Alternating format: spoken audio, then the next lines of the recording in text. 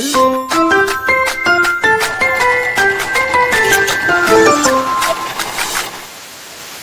everybody. Welcome back.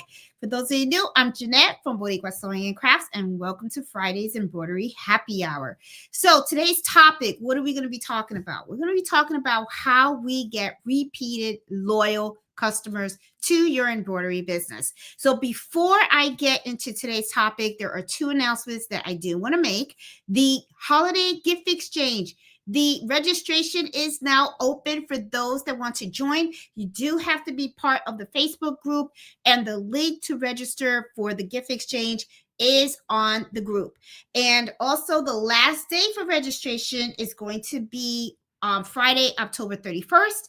And then on November 1st, all the names are going to be drawn. And then folks will be paired up with who they're going to be giving their gift to. All the gifts need to be mailed out by December 5th. And then we have our show and tell, which is scheduled on December 19th. So I have all the rules and everything posted on the Facebook group as well. So those of you guys that want to join, it is open. All it is you're going to be paired up with somebody, and what you're going to do is you're going to be assigned someone to give that gift to, and you get to do whatever it is that you want, whether your niche is crocheting, quilting, sewing, embroidery, sublimation, knitting, whatever it is, whatever your magic is, you just go ahead and you create a gift and you send it out to somebody, and in return, someone who's going to be assigned to you will be sending you a gift, with what they like to do. So it's actually a really cool thing, something that I have been doing for quite some time now, and a lot of people have a lot of fun. So if you're interested in it, like I said, the rules are out there on Facebook, so just go ahead, read them. If you have any questions, please feel free to reach out. And if and I'll help you out any way I can. Okay. And special thanks to Bob for pinning the rules. When I posted it on the Facebook group, I forgot to actually pin it, and he was able to pin it for me. So thank you so much. Good looking out. So the other announcement that I have is, as you guys know, I am running the embroidery club at Susie's Quilt Shop over in Manassas, Virginia. And this past Saturday, the topic that I taught was about applique embroidery. It was pretty good. I liked the outcome. Everyone was super excited about it. This coming month in November, the next time we meet is going to be November 15th. And I usually start at 10:30 a.m. in the morning. Usually I do give it about 10-15 minutes, just in case we have a couple of latecomers that come in. But we're going to be talking about patches in the month of November. So, a lot of, I've been asking people, what are the topics that you guys want to hear, or for me to teach you guys? So I got a list, and I've been working with the owner, and we're just working on a schedule. So for the month of November, we're going to be talking about patches. So if you're in the area and you're interested in joining, doesn't cost anything. All you do is just show up at Susie's Quilt Shop in Manassas, Virginia, and let's just have fun. All right, guys. So let's dive in to the topic of this evening, which is what's the best way of getting your loyal and repeat customers when you have an embroidery business. For, as you guys know, I have been running an embroidery business from my home for quite some time now, for a couple of years, and I do have a lot of repeat customers. One of the things that I really do like is that a lot of the repeat customers that I have, they know how I work, they know my style, and I kind of have an idea about them as well, right? And what their expectations are. So it is something that, a lot of times when you are starting out an embroidery business, that's something that a lot of people have issues with, right? How do you get that first customer? And not just getting that first customer, how do you make sure that that customer that you receive ends up turning into a repeat and loyal customer? Okay. Now, a lot of times, I tell people running a business is not something that grows into success overnight. For very few people that it does do that, okay? Um okay, can you guys see and hear me okay? I just got a message. So I don't see um all right. Okay. It looks like nobody's saying that they don't. Okay. So cool. All right. So I am on. Okay. I got a message on my laptop asking if I was still there. So anyway, let's get back to the topic. All right. So like I was saying, sometimes people struggle with this, right? And for those guys that know and have been watching me for some time, you guys know that I have been running my own embroidery business from my home for a couple of years now. And getting your first customer can be kind of tough, but it's something that with time it'll happen. You don't unless you're just like super super duper lucky. Things grow in time, right? A lot of times what happens is people will start an embroidery business and they think it's going to be a success overnight. They don't realize that there is a lot of things that have to take place before you actually start to really get in the rhythm of things and really start to see things grow. There is a lot of things. There's a lot of mistakes that you're going to make as well. But let's talk about the customer base side of this, okay? Now, first of all, one of the things that I always tell people is you got to make sure that you understand what your niche is going to be when you're running your embroidery business, right? What is the service that you're planning on offering? While you're thinking about that service, at the same time, you're going to be thinking about the type of clientele that you're going to be attracting to your business as well. For an example, okay, let's say I want to embroider nothing but kids' clothing, right? I want to be able to do baby items. Okay, let's say that. All right. Let's say I really want to focus on newborns and children under the age of 1 or 2, something like that, right? So one of the things that you would be doing is you would be looking at your clientele as mothers, right?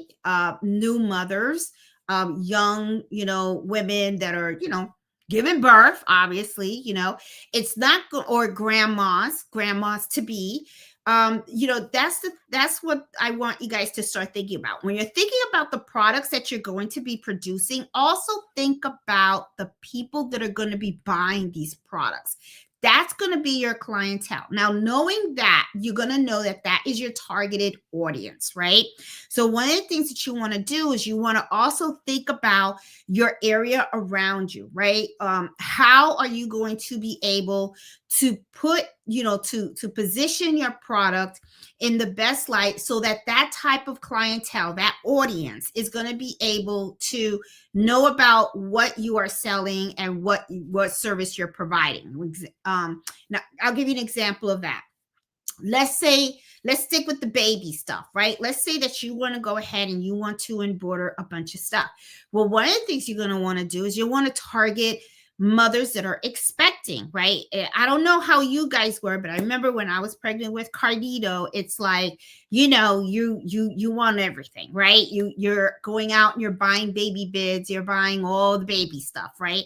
So what great things that you find is when you see personalization, you're like, oh, wow. Now, at that time, it wouldn't have worked for me because I didn't know what I was getting at the time. I had a surprise birth. Okay. I found out when he popped out. Okay. So that's when they said it's a boy. So I wasn't pre-buying anything that was pink or blue and stuff like that because I didn't know what I was going to have.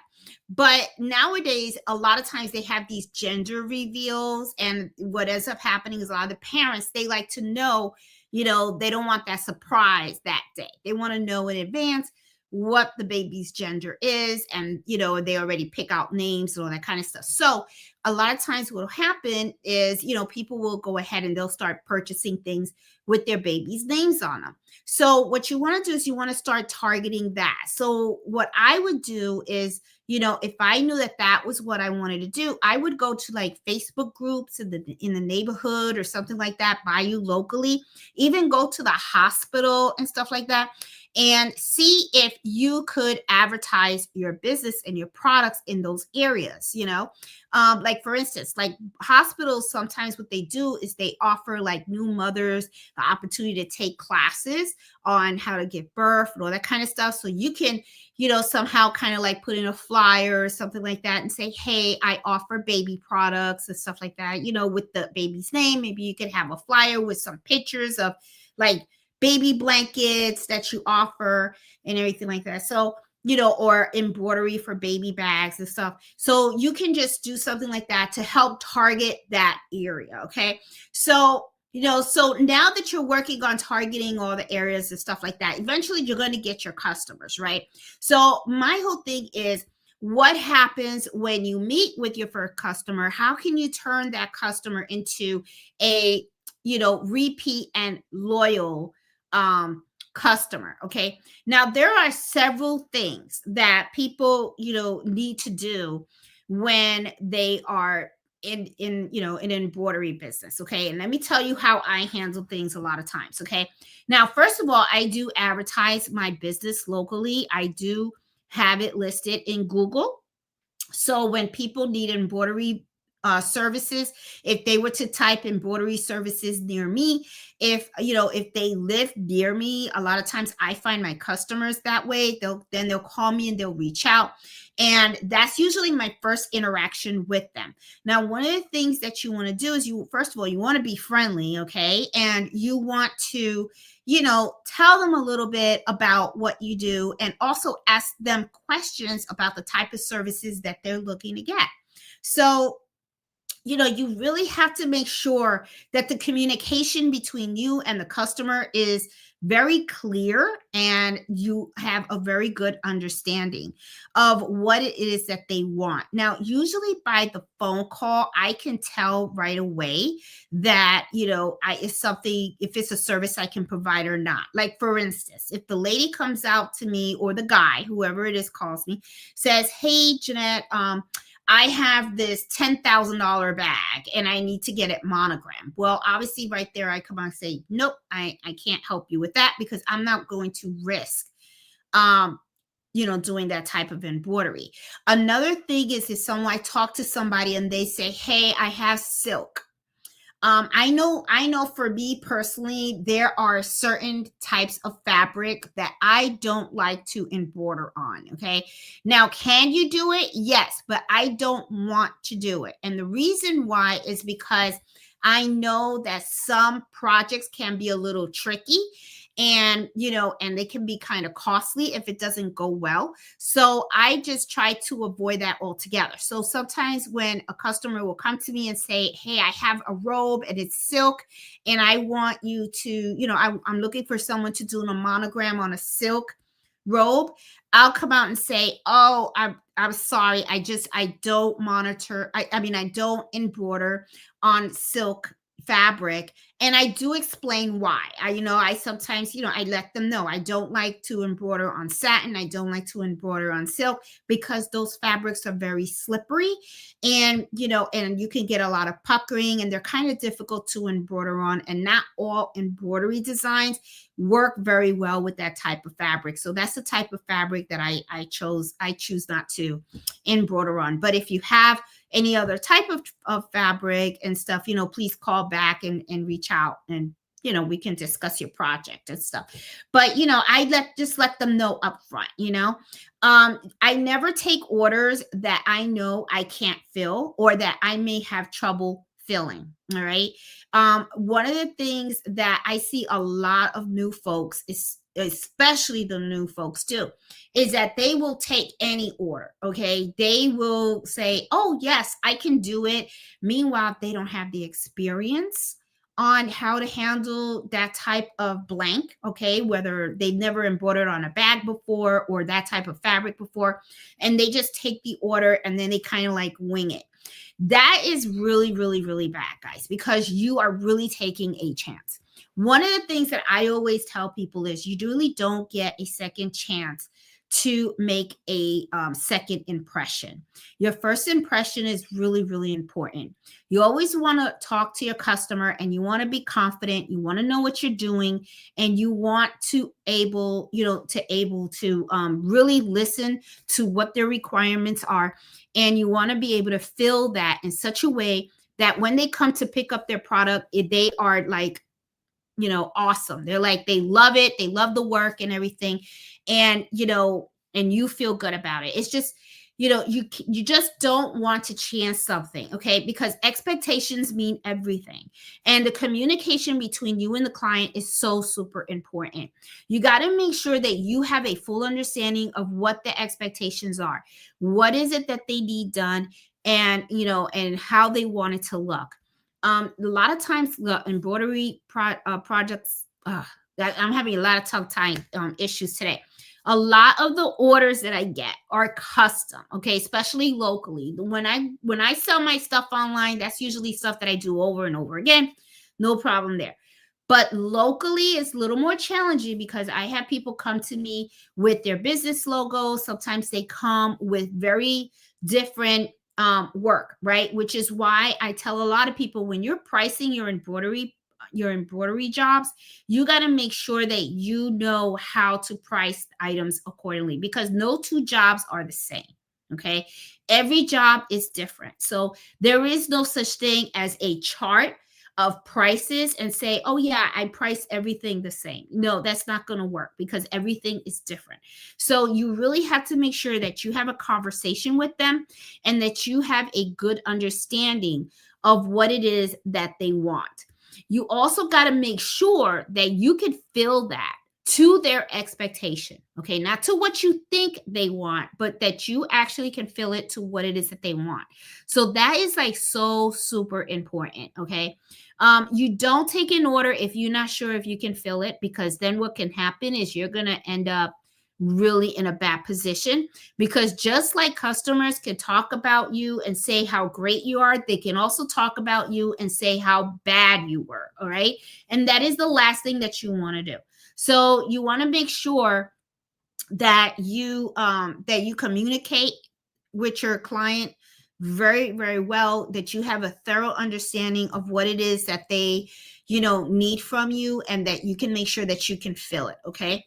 Now, the other thing also is you got to make sure that you have a good understanding that every single order that you take, okay, it is personal.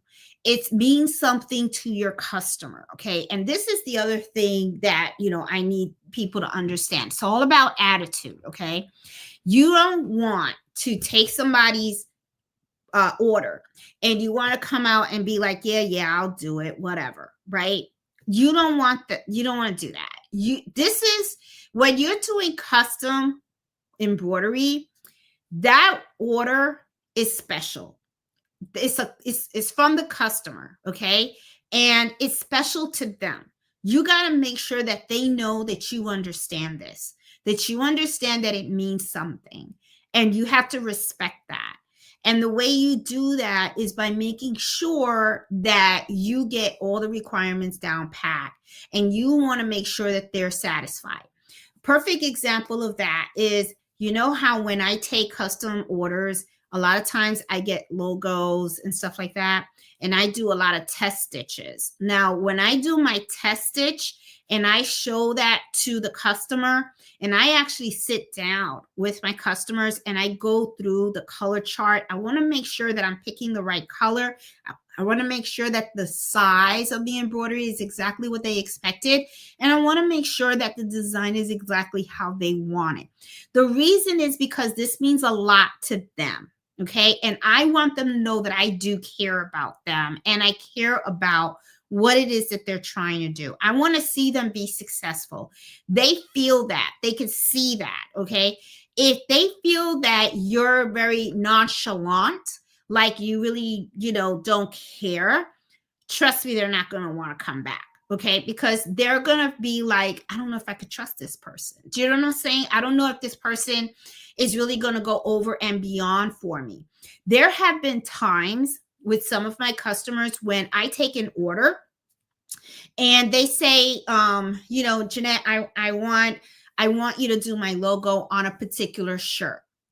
I did a video on this on a patches, and what it was in a gentleman, and he wanted his tax company logo on a shirt. Now the shirt that he provided, I knew that it was not going to, because of the colors and the colors of his logo, it was going to be very bland, and it wasn't really going to show through. It wasn't going to pop. And one of the things that I told him was, I can do that, but I don't think you're going to be happy with the outcome. I really think we need to focus on maybe creating a patch, and then I can sew the patch on. Well, he was like, no, no, no, I don't want a patch. I want it like this. And I was like, are you sure? Because I really honestly don't think it's going to work out. He said, no, no, no, just do it. It'll be fine. I know it will. And I'm like, okay, well, I will tell you this. I did do it the way he wanted me to do it. And just like I thought, it blended so much with the shirt, you could barely read it. But what I did was I made my patches too. Okay. I made it kind of double. I did the patches. So when I brought the shirt down to him and he saw it, he was kind of like, oh, I see what you mean. I can barely read it. I said, don't worry. Here's a patch. We're going to put it right over it just so that, because because that way, you'll be okay. You know what I'm saying? So trust me, he was so thankful that I did what I did and included the patch. You know what I'm saying? And that to him meant I cared, and I did care, because I wanted him to really be proud. It was his company, you know what I'm saying? And he wants to show it off, and I want him to show it off, because just like I work hard in my company, he works hard at his, and I kind of know. So customers that know that you care, not just about your own business, but them as well, and their orders, trust me, they're going to want to keep coming back, because they know that you're not just going to take an order from them. You're going to take the order. You're going to give them 110%. And that's what they kind of want. So it's like, make sure that when you take, when you work with a customer, you give them your best service. The other thing is also, like, when you take delivery of items and stuff like that, you want to make sure they're happy. Okay, that you have very good, happy customers. So ask them for feedback. All right, talk to your customers. Have conversations with your customers. Don't just sit there and be like, oh yeah, what do you want? No, it's like, hey, how are you? Thanks for reaching out. What can I help you with? Tell me a little bit more about your project. Why is this so important? How do you really need it to look? Is this for any particular special event that you have coming up? I work with a lot of small business owners, especially during golf season. They like to take their clients out to play golf and everything. So sometimes they have to, they like to have their polo shirts with their company name on it and stuff like that. So, they have some special events coming up, or sometimes I have parents that come to me that their children have some kind of special event, especially, for the boys, and they want their son's initials on the dress shirts for this special event, or they have sports events coming up and they want towels, their children's names on the towels. These custom orders are special. They're special to your customers. You want to take delivery of them, and you want to show them that you care. That's so super, super important. Trust me. They're gonna know that you really do care. The other thing that I do, okay, is that I make sure I stay connected to my customers. Okay. Even though they've already came, they picked up their items and stuff, and they're okay with everything, and the transaction is over with, I always let a week or two pass by, and I always like to reach out and say, hi, this is Jeanette that did your embroidery. I just wanted to double check and make sure that everything's okay and that you're happy with the service that you received. So I like to keep that connection going, because I'm building a good business relationship with these people. So what ends up happening is, a lot of times they won't forget me and stuff. And, and they're like, like today I received a text from a customer that I worked on her family beach towels and stuff. They had a big family reunion. They do it every year. And she wanted to do something really special. And she decided to do beach towels, all the family members. So we did about, I think it was 26 towels that I worked on for her. And, and she reached out to me, to let me know, hey, I really just want to let you, she reached out and said, hey, everyone really enjoyed the towels and stuff like that. And, it's really nice when you have customers, because I feel like sometimes, customers that stay in touch, because then what ends up happening is sometimes you kind of build into a friendship kind of, and I have customers that come to me and it's like repeatedly all the time. Like I have another lady that lives in my neighborhood, and every time she has a baby shower to go to, she always texts me and say, I have another baby shower to go to. I need another baby blanket made, and I have some that keep coming to me for their golf polo shirts. And then I have others that always, every year, it's like, hey, my kids need their book bags, their names put on their book bags for this school year and stuff. You end up, you build these relationships with people, because what ends up happening is you kind of show them that you care about their products. The other, I have another repeat customer, the one that had the champion dog. Okay, remember that I worked on the logo and I had to stitch that thing like 9 times. I didn't mind it, because I have to be honest with you, when you have the most challenging orders, those are the ones that you learn the most from, right? So, I mean, to me, I will always love, that will always now be my favorite logo, that champion dog. But that lady always calls me and says, I need more towels. I need this, I need that. I mean, and I do all her embroidery, and, and it's really cool, because she knows that she can count on me. She knows that no matter how difficult the task might be, I'm not going to give up. I'm going to keep going and keep going and keep going until I get it right, because it's important to her. And if it's important to her, it's important to me. So that's like one of the ways to really, really get repeat and loyal customers. The other thing is also, you can do reward loyalty programs in your business if that's something that you want to do. I don't usually do that, because this is a thing, the buck they save is a buck I lost. And I always, like I tell people, I like to price my embroidery services reasonably. I'm not out to make the person go broke, but at the same time, I'm not out to make myself feel like I'm working for free. Okay. Because I do have to make an income from this. Okay. So, I always make sure that when I'm providing the service and I price everything, I make sure that I price them fair. Okay. However, though, I do sometimes offer a discount when there's a bulk order involved. Now, the reason why sometimes the price may be a little lower on a bulk order is because with a bulk order, believe it or not, even though it's a lot, okay, it's usually the easiest of embroidery for me. When I have an individual order, I have to set up that machine for that individual order only. Okay. I set it up, I do my order, and that's it. I'm done. Right. However, though, when I am working on a bulk order, I am setting up every single machine out there. Okay. And that I have.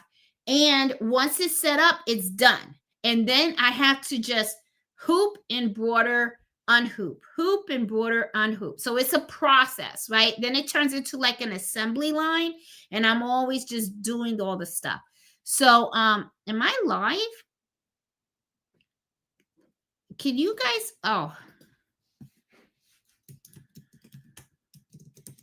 can you hear me? Please tell me if you can hear me, because I see a button that says go live, and I could, yes. Okay. Thank you. All right. I don't know what's going on today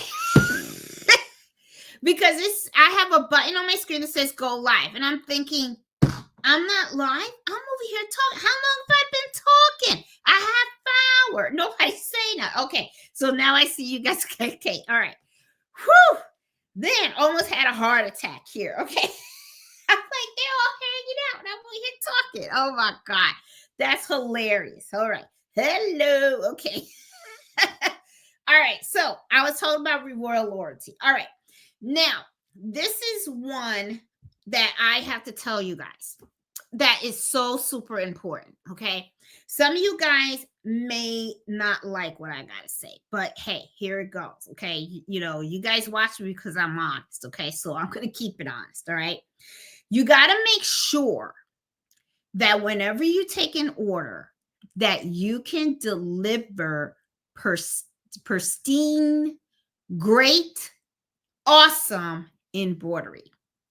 I'm not talking about it looks a little funky or you missed a couple of loops or all that kind of stuff and everything. You always have to deliver excellent embroidery all the time. Not some of the time, all the time. Because I'm going to tell you what, the moment you mess up, you lost that customer because the customer is not going to be happy. I'm telling you right now, it's so, so important.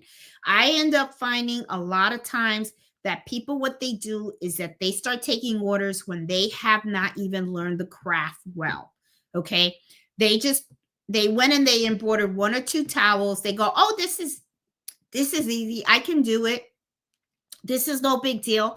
The next thing you know, they get a customer and then they say, oh, yeah, I can get it digitized. They don't test it, or they don't know the difference between 40 weight thread, 60 weight thread, or the different needle sizes and stuff like that. And the next thing you know, they never embroidered on that type of material before, and then they end up with a mess.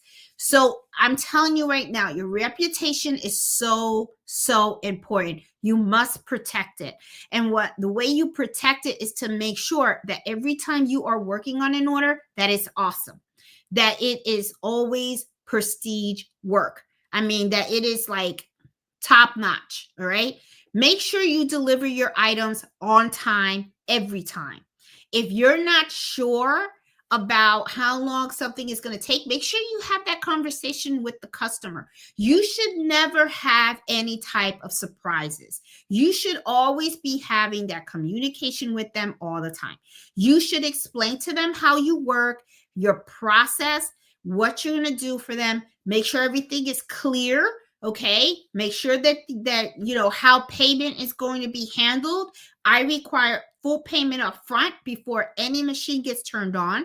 Some people are different. Some people take half. Some people take 20%. I don't. I take full. Okay. I don't want any issues. Okay. But the thing is, because I have full payment, their expectation better be met fully also. Okay. If they're paying me the full amount, I need to make sure that I'm giving them that excellent embroidery that they're expecting. Okay. Not 50%, all of it. So, make sure that when you are working with your customers, all of that is laid out, all of that is clear, but make sure you are delivering the right stuff. Okay. Make sure that you are delivering 100% on time, excellent work. Okay. So you got to make sure that you're always, on the money. Okay. Now, the other thing also is that you need to make sure that how you present that to them is professional as well. Okay. Make sure you package it. Make sure everything is clean and all that kind of stuff. This is very important. Like, one of the things that I tell people too is when you are meeting with customers, especially if they're coming to your place of where you work, you make sure that that place is clean. It looks good. Okay. You do not want for them to walk into a dirty, messed up, messy room. All right. Because that to them is disorganization. I know for me it would be. It could also make them question whether you're going to be capable of handling the order. They don't want their items dirtied. They don't want their items lost, stepped on, or abused in any type of way. So you got to make sure that, presentation is everything. Okay. So, that also keeps people coming because they know that when they leave their 20 shirts with me, I'm not going to be taking their 20 shirts, grabbing it and tossing it on the floor or anything like that. You know what I'm saying? They're going to know that I'm going to take care of their items. So you don't want to make sure that um, you're delivering to their expectations. If anything, try to make sure that you're going beyond. Okay. The other thing also is mistakes. Let's talk about this. Okay. You got to make sure that you know how you're going to handle mistakes. Mistakes happen. We're human. They're human. You're human. It happens. All right. But when it's your mistake or even the customer's mistake and everything, you got to make sure that you know how to handle the situation and how to resolve them. All right. This is usually how I work. I don't take orders that I can't afford to take. All right. If I make the mistake and I ruin a blank, I replace it. That's how I work. That's how I like to work. Okay. The customer didn't take the bag and put it underneath the embroidery machine needle. I did. They're not the one that tried to embroider it and it got messed up. It was in my hands. I took responsibility for that item. It's my responsibility to make sure that I get that item back to the customer. I know that there's some people that what they do is that they make their customers sign waivers and stuff like that. I don't do that because I'm confident in what I do. Okay. So if it's like I will replace it if I mess it up. But the thing is, when I'm taking that order, I let the customer know that is how I'm going to handle mistakes. And I want to make sure if they're okay with that. If there is an item that is not replaceable, okay, I ask the customer, how do you want to resolve the issue? If something happens to this item and you're telling me it can't be replaced, how would you like to resolve that? Or are you willing to take that chance and stuff? You got to make sure you have that conversation with them. And when you make a mistake, admit that you made a mistake. Okay. It's okay. They know you're human, just like they're human. But you got to have that openness with them. I feel that when you do that with your customers and you let them know up front, hey, I'm going to take the order. This is what I can do, or I don't feel so good about this or whatever. And I'm going to be honest with you, if you don't feel good about taking an item and working on a particular product, don't take the order, okay? Because already that means that you're not sure. And if you're not sure, you don't want to mess their stuff up, okay? Or, now I'll ask them, like, how soon do you need this by? I've even had people come to me and they say, hey, I need this by tomorrow. And I'm like, I never worked on this material before. I don't think it's a good idea. I can't take the order. And I'm going to tell you why. Because if I mess that up, sometimes if I know that I've worked on that order 100 times, fine with that. I can take it. But the thing is, like, let's say I know for a fact that it's really, really difficult. And I may have to replace it. I'll tell them, you know what? You may not have this for tomorrow. Okay. So I'm not going to take it because, if something goes wrong, we don't have enough time for you to go out and get another item. Usually also, if I did this with one customer. A customer asked me to embroider a certain bag for them. Now, it was a type of material, and I was like, okay, I don't have time to replace this bag because they said they needed it by a certain time. They were going to order it. And this is what I told the customer. Can you order two? Order two. Give me both. I'll embroider one. If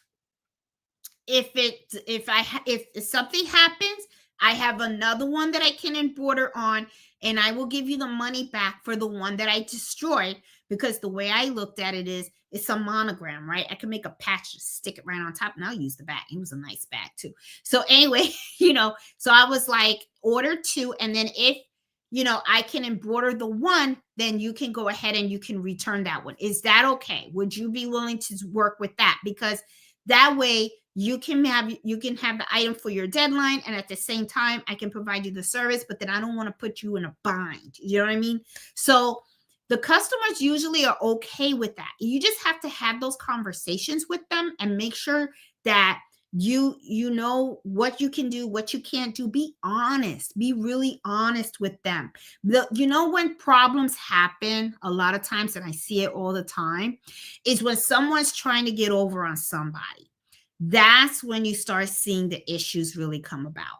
Okay, when you have you're there and you give someone a price and then they trying to hustle you for the price. That's when you have the issues. The way I handle that is I just don't take the order. That's it. The price is the price is the price. That's it. I'm like, you're gonna have to find someone else to work with because this isn't gonna work out. That's just how I look at it. You know what I'm saying?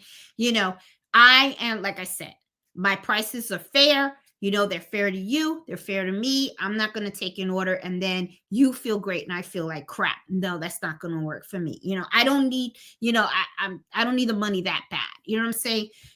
Myself, I'm more important than that. So, my confidence is really, I think what really saves me a lot is because I'm one of those that I can take a order, look at it. I know exactly what questions to ask. I know exactly what expectations to meet. And then I talk with the customer and I work with it. And I have to be honest with you, this really does work for me because I have a lot of customers. They just keep coming back. They just keep coming back. And they come back because they know that I got them. I got them. You know what I'm saying? And I love my repeat customers because I feel like we've built relationships, right? Like I have one lady that works for a food market. She owns a food market and she always comes to me with her stuff. She doesn't just come where for her business. She comes with her for her grandchildren and stuff. And then her son was getting married, and next thing you know, I'm embroidering their dinner napkins and all that kind of stuff. I mean, you would be surprised. It's like they come with one project. They really are happy. Before you know it, you're doing a whole bunch of stuff for them. And then they're also recommending you to other people. Okay. Because sometimes I've had people call me and they tell me, hey, this is my name. I spoke to my friend. You did some embroidery work for them, and they're really happy with what you did. And you came highly recommended. And I needed someone to do some embroidery work for me. And this is what I want to do. And I was wondering if you could help me out. And I'm like, sure, no problem. Let's talk a little bit more about what it is that you need. And then sometimes if it's a big order and there's a lot of details and stuff like that, I'll tell them. I'll say, well, you know what, let's set up an appointment so we can talk more about it in detail so that we can find out exactly what is it that you need, how you need it, when you need it. And I want to make sure they have a good understanding of what it is. And that way we can make sure that I can accommodate you at the time frame that you need and stuff. Like I know I have one lady, she has a big wedding coming up next year in July. I'm doing a lot of the embroidery for her daughter, her daughter's wedding. So, there, and it's kind of like you build these relationships, right? And it's like they just grow. They really grow. Before you know it, you don't even have to market yourself because the people that you have serviced, they end up becoming your advertisement. They really do. So what they do is they start talking to other people and they go, hey, have you, you need embroidery? I know exactly who you should go to. That's what ends up happening. So it's like you got to always make sure that that you always keep, work well with those customers and stuff. Admit your mistakes, know what you can do, know what you can't do, and don't be afraid to tell people, what you can't do. Don't be afraid. The other thing also is ask for the feedback. Ask your customers for feedback. Always. I always do that. I always ask people, can you please leave me a review on Google? Or if there is something that you didn't like or something like that, please let me know. Let me know because that's how I can improve. Okay. And, also think about your processes. Think about how you work. Okay. Think about how you're greeting your customers, how you're taking the orders, how you're processing the orders, how are you presenting the orders to them? Okay. How are you pricing your orders? How are you collecting your payments? Go through that in your head and look for ways on how can you improve. How, you, it's like, should you send them emails? Should you reach out to them more? Should you be asking them for Google reviews? But the thing is also is when you're asking for reviews, make sure that make sure you understand that you may get reviews that or feedback you may not like hearing, but you got to hear it. Okay. And I'm going to tell you something. If you don't take the time, if all you want to do is hear what's so great, you got to make, you're not going to learn. You're not going to grow. Ask, is there anything? Because I ask my customers all the time, is there anything that you would like to see me improve on? I need to know because I want to grow. I want to make sure that I'm providing the best service possible to folks that need embroidery. And you would be surprised. People will come back and say, like I had one customer and told me, she said, I love the work that you do. I just wish you did hats. I don't offer hats that much. Okay. I offer it, but very little. I don't. And there's a reason for it. I have the hat hoops and the hat drivers, but I have to constantly, you got to change out the drivers and all that kind of stuff and everything. And I don't, my embroidery on hats is kind of iffy. It's like sometimes it's really good. And then other times it's like, ugh, So because I really don't embroider on hats that much, and I know there's a lot more improvement that I need in that type, she's right. I need to really get out of my comfort zone and gear more towards the hats, because hats are very, very profitable. Let me tell you, if you can really master embroidering hats, you'll do extremely well, because that is one part of embroidery that, it doesn't take that long to do.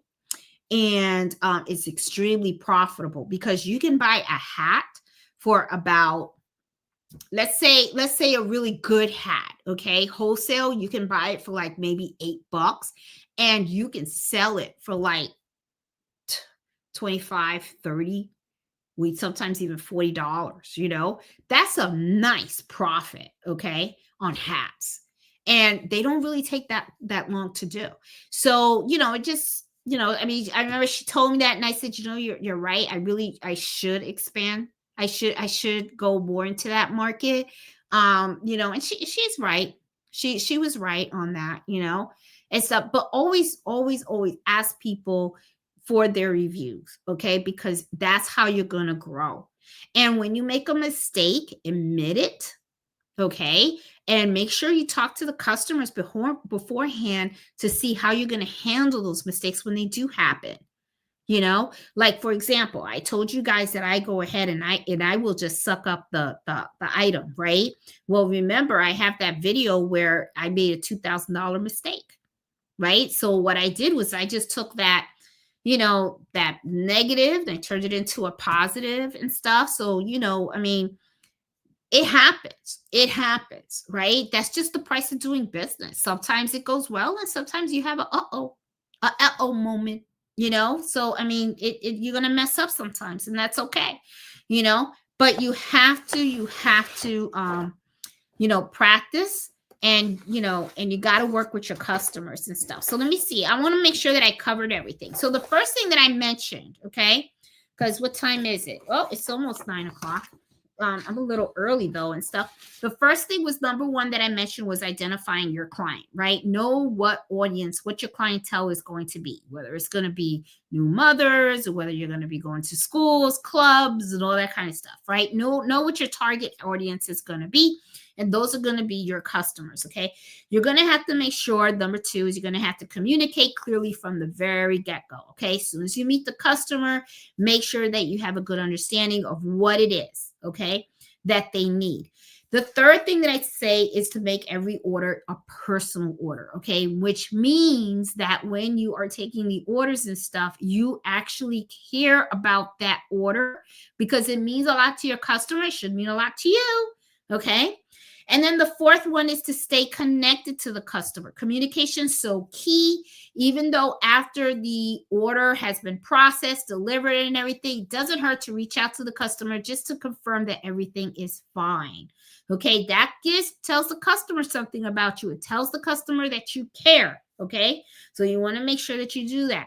The fifth one that I mentioned was sometimes you could do reward loyalty programs and stuff. Like some people will say your next order, you get 10% off or something like that. But the only thing that I caution with that is that you got to remember that even though it can help you, it can also bite you. You know what I'm saying? So you gotta, it's not for everyone, but it's just something that's out there that some people do. Just, keep aware of that. The sixth one that I mentioned was deliver constant quality. I talked about that a lot, and I talked about that a lot in the past. Okay. Quality means everything. Quality, not the quantity. I don't care that you got 100 orders and stuff, because if you got 100 orders and 80 of those orders came out crappy, trust me, you're not going to grow fast. You know what I'm saying? I would prefer to have 20 orders and those 20 orders were excellent. Okay. That's where you're going to see the growth. All right. So it's not about the quantity. Okay. It's about the quality of your work. All right. You got to make sure that you know how to handle your mistakes, handle them gracefully. Okay. So, make sure you have those conversations because you're human. You make mistakes just like the other person. So make sure that you talk to them. Okay. And stuff. And then encourage referrals also. That's the other thing that I mentioned. Okay. Make sure that, you let them know, thanks so much for using my services. If you know anybody else that needs embroidery, please feel free to, to recommend me to them, if you're really happy with what I did. And, when you work with them and you come and they pick up your orders, make sure that you don't just put one business card in the thing, put two. Okay. One for them to give to a friend. You know what I'm saying? Make sure you put your advertisement when they come to pick up your order and stuff like that. The other thing, like I do right here, I have these little things, thank you cards, right? And then it tells me a little bit about me and all that kind of stuff and everything. So, and then presentation, remember presentation when you're packaging and everything like that, make sure you put your advertisements in there and all that kind of stuff. Okay. And then the last one that I mentioned was the tracking and the improvement of your business processes. Okay. How are you communicating with your customers and stuff? Replay those moments when you met with your customers in the past. Did you talk to them correctly? Did you give them all the information that they needed? Did you sound confident in what it was? Did you miss out on anything when you took down the order, right? Did you get all of their expectations? Did you meet the expectations? You know what I'm saying? Is there any area where you could have improved in? Like maybe you should have, you didn't meet that deadline or something. If you didn't meet the deadline, then why didn't you meet that deadline? Did you, over promise and under delivered and stuff like that? Then maybe what you should be doing is thinking about, well, maybe I need more time to deliver these items and stuff. The worst thing you can have is when you get an order and you tell a person, yeah, I can have it for you tomorrow. And then they're expecting it tomorrow. And the next thing you know, tomorrow turned into next week or the week after or the month after. Okay. So, and get back with your customers when you have people that reach out to you and stuff. Don't ignore those phone calls. Call them back. Okay. Call them back. Have the conversation with them, because the last thing you want is for someone to call your business and then all of a sudden you're not calling them back. They're going to be like, oh, they're not responsive. They're not reliable. You know what I'm saying? First impressions last forever. They do. Okay. So you want to make sure that it's a positive one, because you remember, you got to build your clientele. You have to build your clientele. Okay. And stuff. And it always just starts with one person. Trust me. It always just starts with one person. You get your first customer in, do the right thing, fill that order, make sure it's good and stuff. And then before you know it, boop, you're good. You're good. Okay. So yeah, so that's what I have for tonight and stuff was this to talk about, how I'm keeping all my customers and stuff and how they seem to be happy. They keep coming back and everything, and so, and I have to admit, I slowed down a little bit, guys, on my business side. I still have orders and stuff, but what I have been doing is I've been spreading them out a little bit more, right? Because I want time for me, I just, this is the year that I retired. I've been retired now for a couple of months and I've been at home. And you would have thought that I would have really deep down, digged into the embroidery business. But the thing is, I kind of really wanted to take it slow because I really worked myself so hard when I was working full time and then running this embroidery business at the same time. I had no time to breathe. So now it's like I wanted to breathe, and I also have sewing machines. So I decided to quilt. So I just started quilting. I already did my cousins and I'm working on Carlito's quilt, and I'm going to post what the quilt is starting to look like on the Facebook group. I'll post that. And I'm trying to do other sewing projects and do other stuff because that I enjoy doing. So I don't just want to I don't want to burn myself to death, right? So I'm just taking it slow. So when customers come to me and they say, hey, I have an order, like right now, I do have a school that, a lady from I think she's from a school, it's a sports thing. They're getting all their uniforms in and the kids want their names on the jackets on, underneath the logo, which is fine. So she's going to have the parents reach out to me. So I kind of told her, I told her that's fine. She said it would be around November timeframe, which is next month. I said, that's fine. I told her I have a schedule book. Just let parents reach out to me and I'll let them know when I can work on their stuff.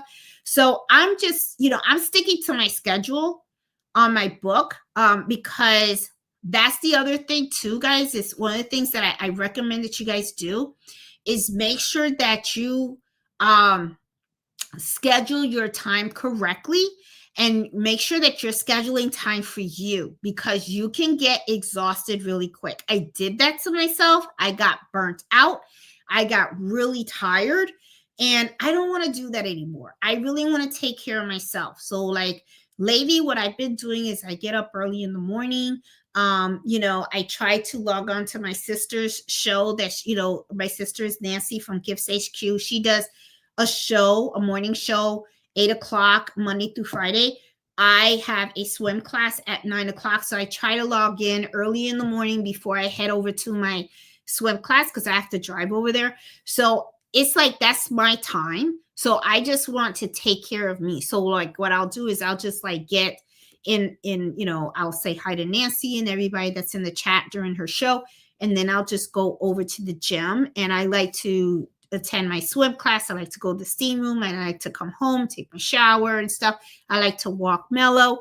And then I want to go into my sewing room and I want to do some sewing and stuff and just hang out and stuff like that. I don't want to get burnt out anymore. Before it was all just I had nothing. I had no breathing. I was getting up 3:00 in the morning. And then from 3:00 in the morning, then I was going to work. And then after work, then I come home, I put on my sweatpants, turn on all my machines and fill out all the orders. And then I was going to bed at 1, 2:00 in the morning. And I was getting my sleep on the bus. I got really, really tired of it. And now it's it's no, I'm putting myself first. It's fine, and what's really funny too, is that when I talk to my customers, right, because a lot of them know that, they knew my work situation. They knew that I was working full time and running the embroidery business, which they were kind of wow, she's got her hands full. But even now, when they bring me the orders and stuff, they see I have an appointment book, and I schedule their order in my appointment book. And sometimes when I'm talking to them, they see the appointment book and I open it up and I have a time frame that I block out and I don't put no orders in there because that's Jeanette's time. That's my time. And they're like, good for you. That's the response that I get from a lot of them. because they agree. A lot of my customers are business owners themselves, and they themselves have shared with me their experience of when they get the burnout, because that is the one thing about owning a business. Okay. A lot of times people think that it's all gravy, and that, it's like so cool. You're your own boss, this, that, whatever. But you know what? It's a lot of work. It's more work than when you work for someone else, because it all falls on you. So even when I am in my swim class, okay, I'm still thinking about, got to pump out some videos. I got to work on these orders. I got to talk to this customer. I got to do this or whatever.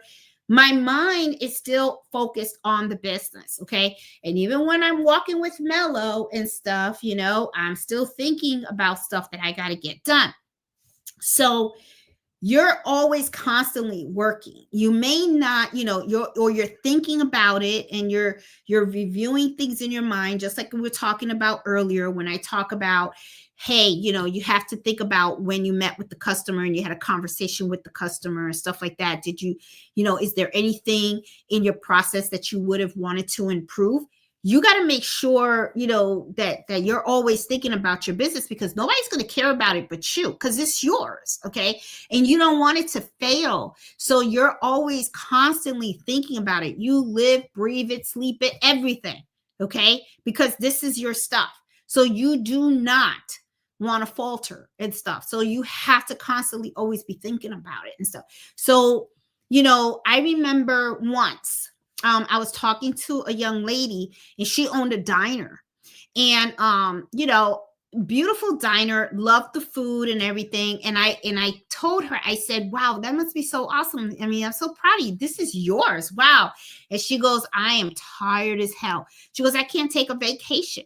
And it didn't even dawn on me. And I was like, you don't take vacation? She goes, no, because if I take a vacation, I have to shut this store down. And it didn't even dawn on me. And I was thinking to myself, you're right. So like when I go to visit my mom in Florida, right? And I go hang out with Nancy and all that kind of stuff. Nancy's in Miami, mom's in Homestead. I'm over here in Virginia. If I go over there, I do have to shut this place down. I have to go through my list of orders and stuff, and I have to block out that time frame, because I can't take any orders during that time frame. I have to shut down my online shop and everything. So everything stops, because I'm gonna tell you right now, I can't leave Carlito to do my embroidery and stuff. I mean, half the time when he does try to help me, I gotta rehoop the stuff, because a lot of times he's listening to his music and everything. Sometimes he doesn't pay attention to detail the way I pay attention to detail, which is why a lot of times I just say, you know what? Just you do the delivery, because that I know you can do. Okay. I know that when you get in that car and you drive to that customer site, you can take those boxes and deliver it to them. Okay. So, sometimes, nobody's going to do the work the way you do it. That's the other thing too. When you have employees that work for you and stuff like that, you're responsible for their work. So when I do embroidery work, I know it has to look prestige. Okay. It's gotta look hot. All right. But when you got somebody that works for you, they may not care the way you care. Okay. They'll probably say, oh, it skipped a couple of stitches. That's all right. They won't know. Okay. That's how they may think of it, But with you, you're going to care. I'm be like, oh, no. We gotta go back and we got to restitch that, because I don't want any stitches that were skipped or anything like that. I want my stuff to look nice and really good. Okay. I want my customers to be happy. So nobody's going to care about the business like you care about business, because it's yours. It's the same thing like a house. You buy the house, it's yours. This is your house. You're paying the mortgage and everything. Take that house and go rent it. I'm not saying all renters are bad, but the thing is, when something breaks, they're not going to feel it the way you feel it, because it's your home. It's not really their home. It's their home for the moment, just for those couple of months or whatever that they're leasing it. Okay. There's a difference. All right. So, think of it also like car rental. When you buy the car, it's your car. When you're renting a car, it's different. You know what I mean? So, Carlito's like, Mom, I just want to deliver anyway. He does. McFate, you called it out. You're so right. Because that's, and sometimes I wonder if he does that on purpose. Okay. Sometimes it's like, I'll say, well, just hoop that polo shirt. And I think he poops it on crooked on purpose. And I'm like, just deliver. Just deliver. Here's the address. Okay. Or help me package it up. That he'll do well. He'll package it up and everything like that. But I know embroidery is not his thing. He doesn't like to do it. I got it. It's my thing. I can't tell Fred to do it because Fred will give me that eye like, I'm doing that, you know. So it's just me. It's just me. And to be honest, I prefer it that way. I love doing this stuff. And I want to take responsibility for everything that leaves this shop.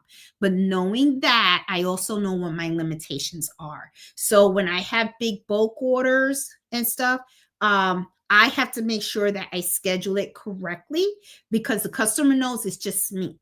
Even though I have a lot of machines, it's just me and I'm managing all of them. So, you know, I make sure that I always give them the right delivery time. And I always put little extra days in there also. And I call that the kind of buffy, you know, buff up times, because it's like, let's say, I'll give you an example. Let's say you give me 50 shirts. Okay. And I'll come on and say, okay, I'll have it done in a week. I'll usually 50 shirts. I can have it done in 2 days. Okay. 2 days tops. I can have it done. Okay. But what I'll do is I'll hustle. I'll get it done in 2 days. And then I'll call you on the third day and say, you can come pick it up. I was able to get it done early. I prefer to do that. However, though, because I gave you a week, let's say I'm embroidering and I messed up a shirt or two and I got to replace those items. I have that buff up time. Okay. So that way I can go get the items and you know, embroider it. Or if I have another emergency order that comes in and I need to push out the time and stuff like that, you know, I get to play with it. So always make sure that, you know, you schedule things correctly and stuff like that. So yeah. So guys, I'm going to go through the chat to say hi to all you guys and everything. So, and also, like I said, don't forget about the gift exchange and stuff. The registration is on the Facebook group. All right. So, you know, if you guys are interested in joining it, last day to register is Friday at midnight. Okay. So Friday at midnight, registration is closed. No more. And then the names will be drawn November 1st. And then everybody's got to get cracking and start making those gifts. Okay. So, you know, and just make sure that December 5th is when they go and they get mailed out. So I am going to this week, because I know today's Friday. So by Monday, I am going to start reaching out to all those people that are already registered for the gift exchange, because I want to make sure all those registrations are solid. Okay. If any of you guys, honestly, if any of you guys have been in a gift exchange in the past, did not get your gift, please let me know, because I don't want people that are registering and not doing what they're supposed to do to participate. I'm not going to say who you are or, you know, or let people know, whatever, but just please let me know, because my thing is everyone is really enjoying these gift exchanges and I really want to keep it going. And I want everybody to have a really great positive experience with this. This is really, really important to me. And, you know, and a lot of people really enjoy it. And I want to make sure that it remains enjoyable. Okay.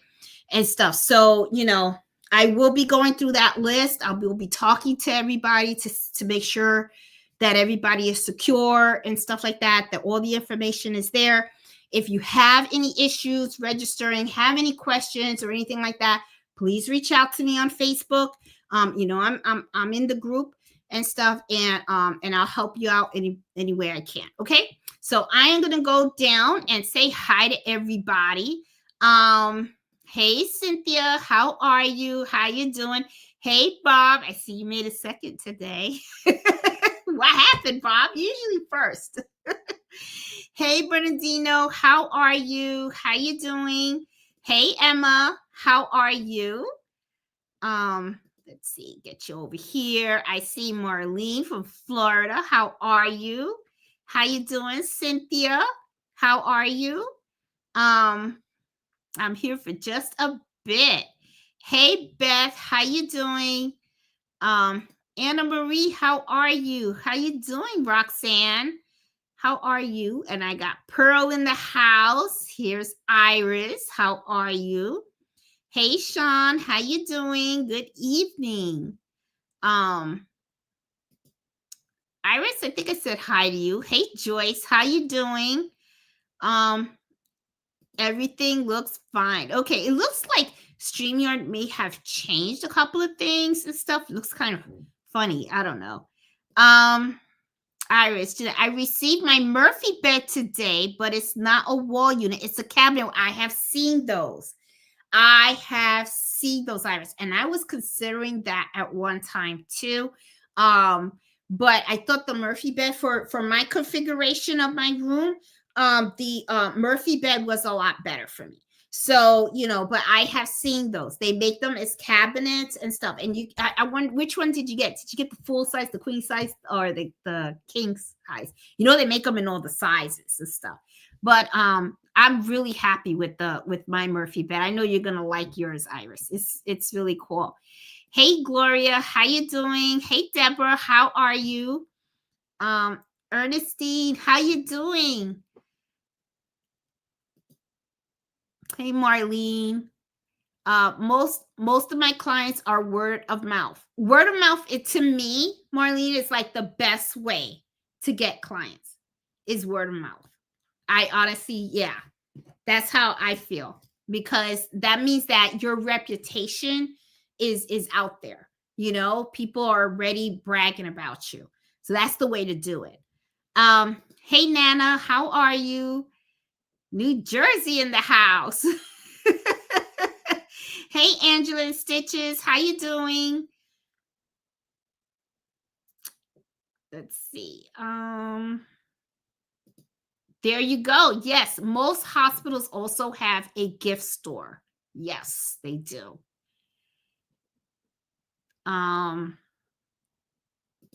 Where's Miss Nancy and Mr. H? Hope he's doing better. Yes. For you guys that don't know, Mr. H is a little bit under the weather, but he'll get better soon. I'm sure he will. And stuff. So I'm sure Nancy is just hanging out with Mr. H and stuff and trying to get situated. Hey, Miss Miller, how are you? How you doing? So happy. I was thinking about updating my space. Yeah, I have to tell you guys, I really do like my space. Let me show you guys what I've been working on, though. I'm going to be back in just 1 second. Let me run to the sewing room. I'm going to be back. I got to show you guys what I'm doing. You guys are going to like this.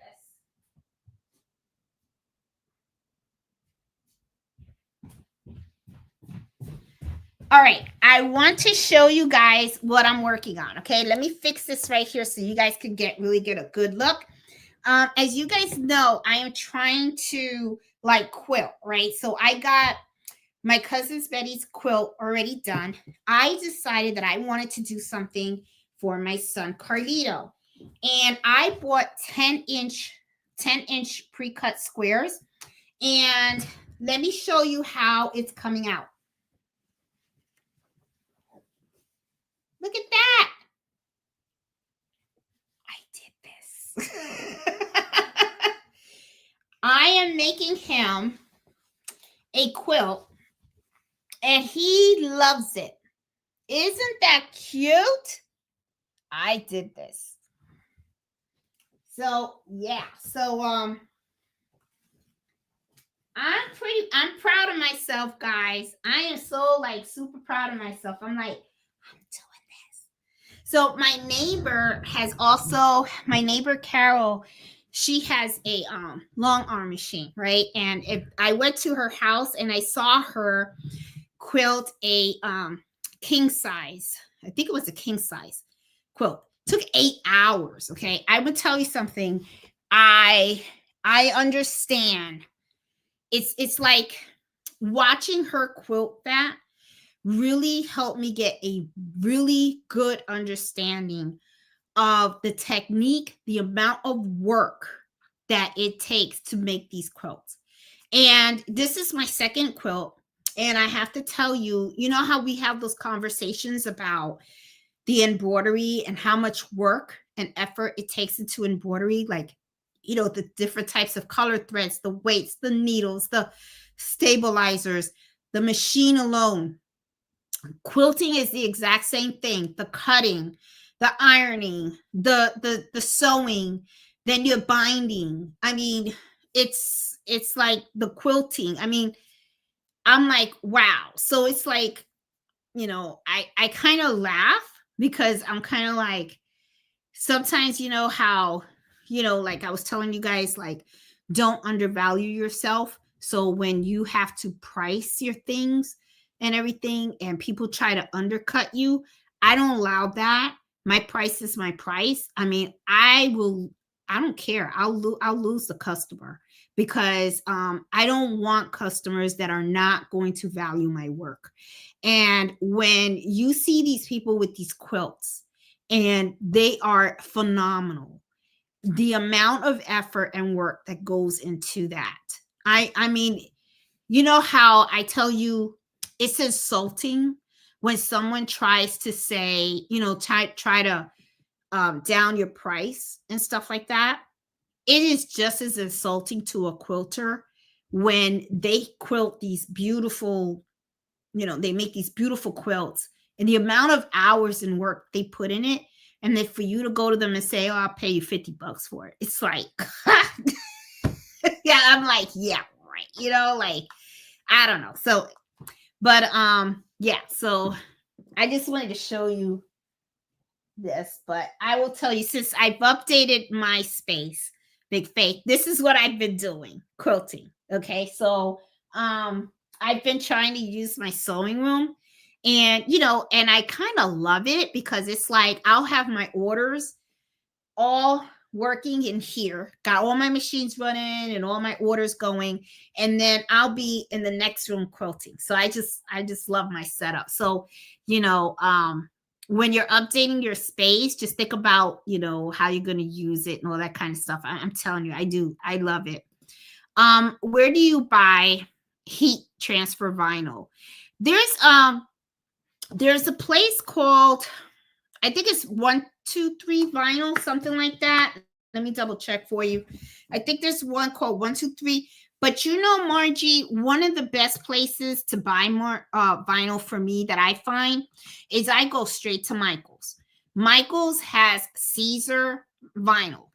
And it's Siser. I don't know if I say it right. You guys know English ain't really my first language and stuff. I talk Genetish, but it's Caesar. And you go to Michael's and they usually put those on sale. If it's not on sale, you should be able to use one of their coupons. And if you're military or you're a teacher and stuff like that, they give you discounts also. So Michael's is really, for me, the best place to buy it. Okay, if you just need like a small row. But if you need to buy more than one row, there's a place. Hold on. I'm going to see if I can get the name for you. And, oh, I know what the name was. Okay, it's 143vinyl.com. That's what it is. So I'm going to say it again. The number 4, and then the number 3, vinyl.com. That is where I purchase my my vinyl when I need it in bulk, Marge. That's where I get it. If you need it in bulk, to me, that's the best place. They have a flat fee for shipping. Okay. And you can buy as many yards as you want.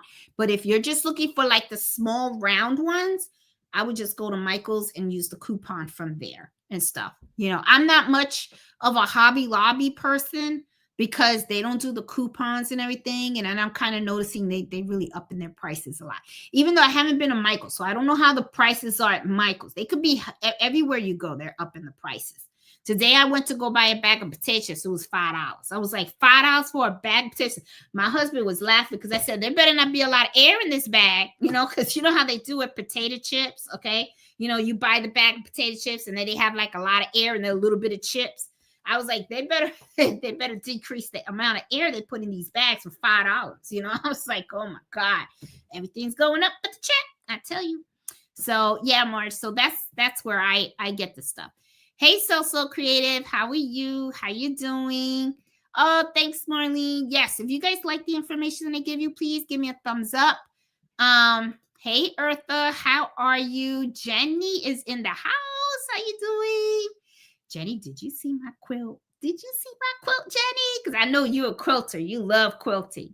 Let's see. Hi, Marge. Here's where you can get it from, Stalls. You can get it from Stalls too, but yeah, Style. Yeah, you can get it from there too. But yeah, she says Michael too. You know what I say? Who was it that was asking for it? Margie. Look at all the places because you could check Michael's online and stuff like that. Whoever has his cheapest.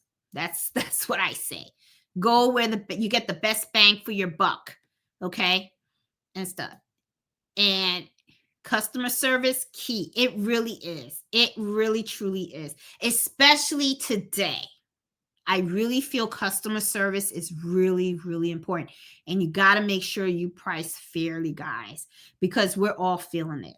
We are all feeling it. Everything's going up but the check, okay? So, you have to, you got to work with your customers and stuff. Look at me. Look at me. So I just wanted to make sure y'all could hear me, because I didn't know I still have that go live button. I'm like, am I on? And stuff. Hey, TBC Marketing. How are you? Hi, Beth. How are you? That would have been crazy talking to yourself for a half hour. But it wouldn't be the first. It would not have been the first time that I've done it. Okay. My husband could tell you that. Because there have been times when he's actually seen me have conversations in front of these embroidery machines and stuff. And then he kind of looks at me and then I just go, I tell him it's a relationship between me and these machines you will never understand.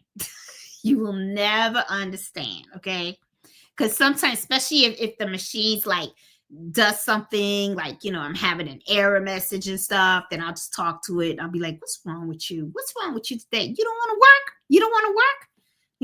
It's like, well, you need a little oil or something. Hey, Nina, how are you? How you doing? And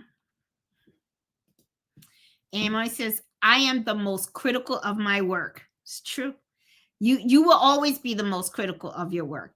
Hubby says it's perfect, but there is a thread, a jump stitch, which I have to take care of.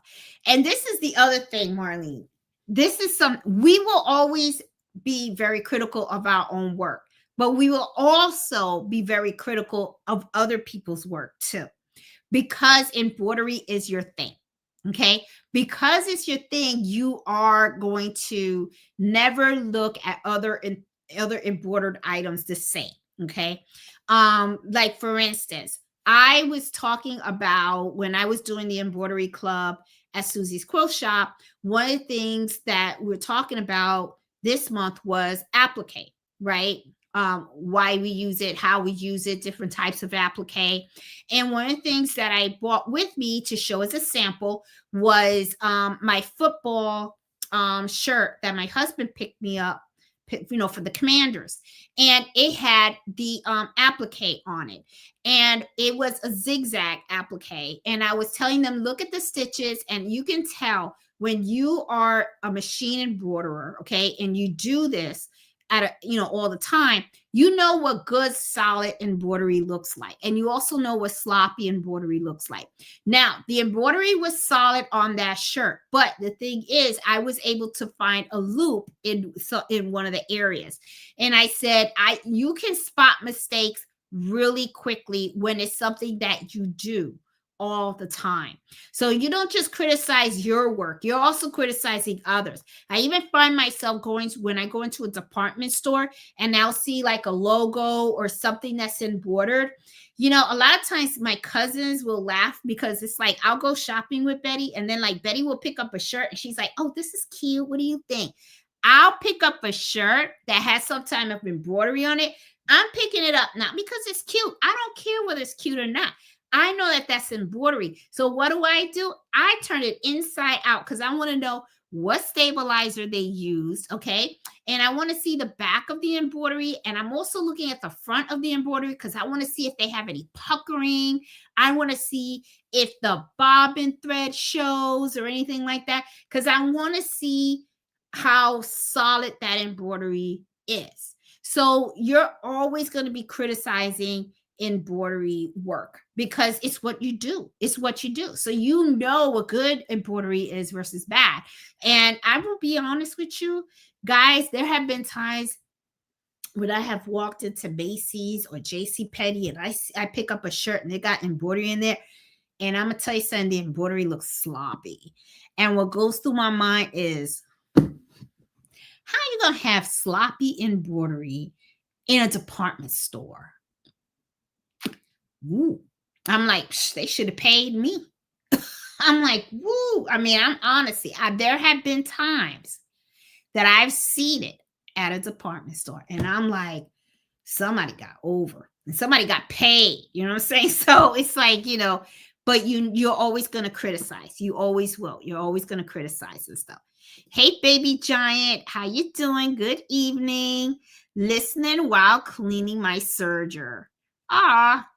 I got to start using my serger more, baby giant, because I have 2 sergers. And I did serge my first quilt, but I'm not going to serge this quilt. This one I'm going to bind. I'm actually going to bind. And I'm going to do end-to-end quilting on my embroidery machine with this quilt. That's what I plan on doing. And I'm going to videotape that. I bought the, let me show you guys what I bought because this is what I want to do. I want to do this on the machine and I got my hoop. Okay. So this is, let me pull the chair back up. This is the hoop that is used for end-to-end embroidering on the Brother PR 1055X. So I'm excited. So I got my hoop. Okay, I'm ready. I have 2 rows that I got to put together on this. And then I have to put my batting and then the backing, right? And then I have to pin everything together. And then I got to select what type of quilting I want to do on the, let me put this here, on the quilt, what kind of design I want to put on the quilt. And then I'm going to put the camera on and I'm going to be like, all right, guys, sink or swim. Let's see how this goes. And then I'm going to use this for the first time. I know that I'm going to be hooping and re-hooping this several times because this is like a full size quilt that I'm making for Cardito. So, I know there's going to be multiple hoopings and stuff like that. My friend that owns a long arm offered, for me to use it, but I don't want to use her long. I want to do it because I told her, I said, I'm making this for my son. So it's like, it means a lot to me to make sure that I do the entire thing by myself because it's something that I want to gift to him.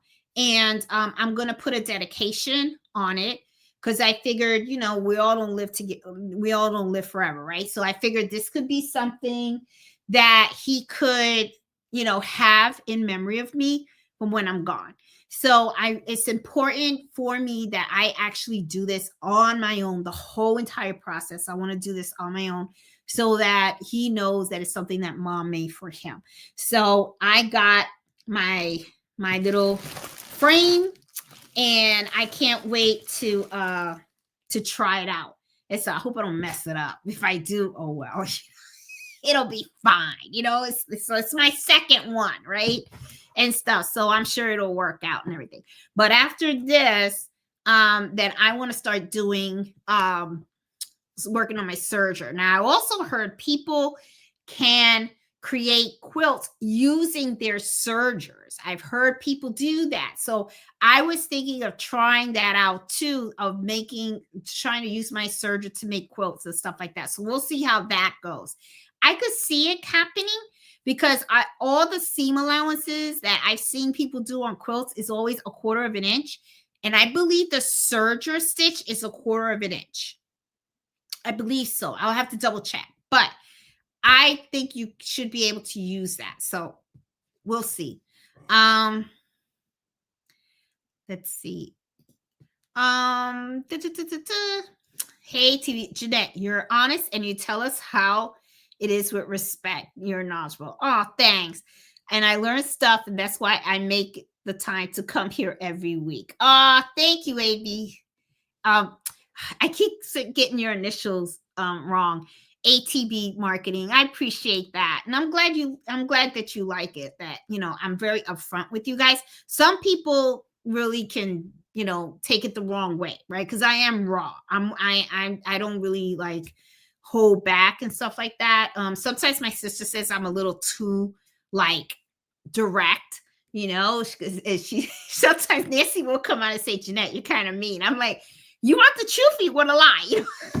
It's like, the dress don't look good on you. I'm not gonna let you go out like that. So I don't know. Some people can take it, some people can't. It's just different personalities and stuff. But to me, when I like to talk to people about advice on running an embroidery business and doing stuff and everything, I like to be honest with you guys, because this is the thing, a lot of times I do have people that reach out to me and sometimes go, I'm doing all of this, but it's not working. And a lot of times it's not that they're doing the wrong things. It's just that you're not going to set up an Etsy shop today and have 10,000 sales tomorrow. It just doesn't happen like that. It's like, come on, get real, people. Hello. It takes time. It's a process.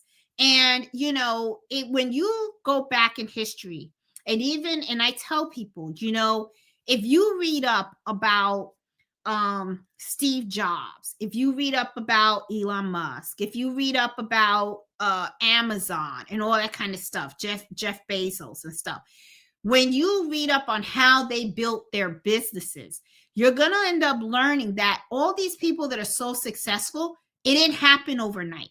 It happened in step by step. Jeff Bezos, he used to sell books. That's what he was doing. He was selling books out of his garage. Okay. I mean, he didn't, back then he didn't have the Amazon as Amazon is today. He built that up slowly in time. Okay. Same thing with Elon Musk, when he did Tesla and stuff. It wasn't a success from the very beginning. It had to slowly build. Okay. And the same thing with Apple, slowly build. Bill Gates, slowly build. All right. So if you think you're going to be successful right away, no, it doesn't work like that. It's like, then this isn't for you. Okay. And I'm going to tell you something right now. If you don't have the right work ethic, okay, if you're not going to live, breathe, and everything, your business, it's not going to succeed. You have to have the right work ethic. You really do. You're going to work hard, and you're probably going to work harder than when you worked for someone else. When you work for someone else, you clock in, you clock out, and you don't care.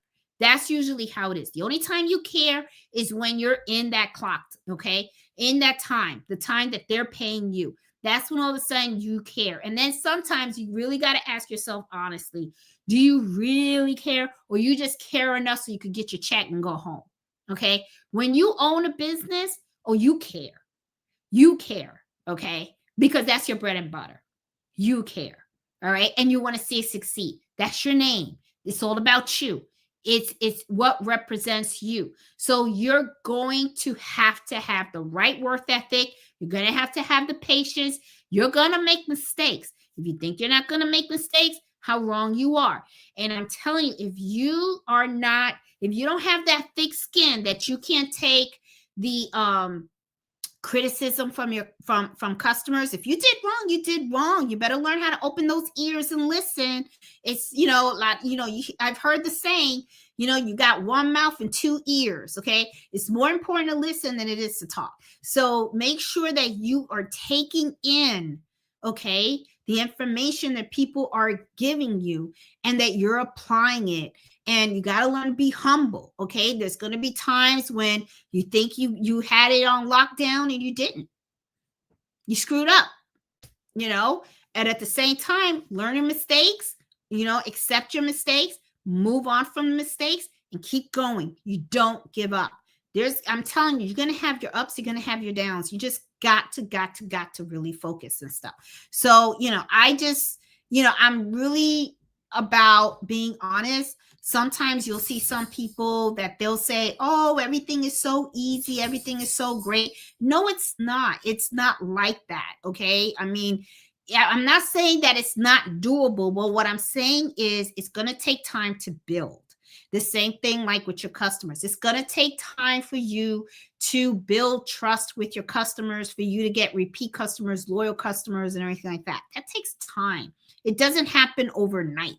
And sometimes you might lose a customer. Sometimes, I tell this to a lot of people. Not every order has to be taken. Okay. I don't take every order that comes my way. Okay. I could smell a hustler from a mile away. Okay. I could see it. They always say you could smell it. I don't have to have my face in it. I could smell it. I know what it smells like. So it's like, I don't take orders. If I know that it's not going to work out, don't take the order. Don't take the order. If you feel the customer is going to be trouble, don't take the order. Okay. Not every order has to be taken. Not every order has to be taken. Care about your business. Take orders that you're going to be successful in. Okay. And pick your customers wisely, because, you pick the wrong customer, they can mess you up, because people talk and stuff. So, I'm very, very upfront and stuff. And I tell people, I take full payment up front. Now, everybody, you do what you do. Okay. That's your thing. All right. If you want to take half, that's on you. Okay. But if the customer comes back and then says, I don't want to pay the other half, what you going to do? You going to take them to court? Go online and see how much it costs to go to court. See if you're willing to spend that much money just to get $20 or whatever it is. You know what I'm saying? So, it's, to me, full payment up front, no full payment, no item. That's just how I work. That is how I roll. My customers know that. They respect that, because they know that I'm going to give them good quality work. I don't mess around when it comes to certain things. I always tell people, I don't mess with my home. I don't mess with my money. I just don't. In my business, I don't do that. Nope. But it's like I said, everybody has different ways on how they run their own business. You got to find what works for you, because what works for me may not work for you. It's kind of like when people ask me, what embroidery machine? I'm not going to tell you what embroidery machine to buy. You have to know what works for you. Like the same thing with the software. I could tell you what I use, but I'm telling you right now, what I use is what works for me. Okay. And for what I need it for. That doesn't mean it's going to work for you. Okay. So you're going to have to do your own homework. There are a lot of different embroidery softwares out there. There is a lot of embroidery, different machines, different functionalities, different support, different everything. Okay. So you got to find out what is going to work for you and stuff. So, that's just, to me, it's like, I just give the advice on how I feel and how I look at things, how I run my stuff. That doesn't mean that someone else runs it that way, and I'm not saying that if you choose to run it a different way, that you're not going to be successful. You can, there's different things like Liliana, from Real Print Now. She has her embroidery business. She runs it a certain way, and it works fine. She's been embroidering for 25 years. She owns her shop. Okay. She owns that whole mall. All right. I mean, my hat is off to her. To me, that's the embroidery queen. Okay. Because she's been in this business for years. She has been doing this stuff before there was even this stuff on YouTube. Okay. I watch her religiously and I love it because it's like I always reach out to her whenever I need help. I mean, she is like fantastic. I mean, she is so approachable and stuff. I just love the way she's always willing to help other people. But she has her way of running a business. I have my way. Her way works for her. My way works for me. And it's cool. But it's like you just have to, the way I tell people is listen to everybody's different opinions of it. And then at the end of the day, you have to decide what's right for you all the time. Okay. Never, it's like I always used to tell Carlito when he was growing up, you're going to be a pigeon, you're going to be an eagle. The eagle flies alone. Okay. They make decisions and stuff. They stand alone. Pigeons, they do what the other pigeons do, right? They fly into a wall. They all fly into a wall. They all, don't be a pigeon, be an eagle. So that's what I tell people all the time. You got to be the eagle of your life, so, get all the information that you can. And then at the end of the day, you make the right decision that's for you. That is really how, what my advice is. Sometimes people don't like it when I tell them that, but it is what it is. I'm not going to tell you because you have to really decide what works for you because everyone's different, and stuff. So yeah. But anyway, that's how I feel about that. So anyway, I got into a rampage or something. I don't know. Let's see. Hey, Debbie Wright, how are you? How you doing? Hey, Nevelyn, how are you? Wear something you made with your business name. I made polos for me with the name on it, and I wear it when I'm out and about. That is true. Advertise your own business. You could be your own marketing advertisement. I do that all the time too, and stuff. And I should start doing that when I go to when I host the embroidery club. I should start doing that, Marlene. I have all these shirts and I haven't embroidered them with my logo on because every time I put a shirt on there, it's for someone else. I got to make my own. I'm gonna have to do that. Let's see. Hey, Rita, how are you? How you doing? I still need business cards and other promotional material for packaging. Overthinking the design process. I just keep mine simple, Bob. I mean, I just order my packaging. I really don't have it with my logo or anything like that. Because what I usually do is when I deliver the items, that's when I go ahead and I throw in my advertisement. That's what I do all the time. Hey, pretty eyes, how are you? Hey, All Things Sean, how you doing? One of my favorite regular customers is in the middle of a shutdown, so I decided to give her time to pay me. I spoke with her and said, pay me when everything is good. Everybody's suffering. I know, McFaith. Well, I hope it works out. I hope you get your money too. Yeah, I don't know, but yeah, it's hard. It's hard. I got it. I really got it. I mean, like I said, today I went to go buy a bag of potato chips, $5. I was like, $5 for chips. So I never thought I'd see that, but I saw it. I'm like, oh my God. Yep, there you go. If you have a thermo printer and you buy labels, yep. And I do that. Here. Oh, let me cut these. I'll show you.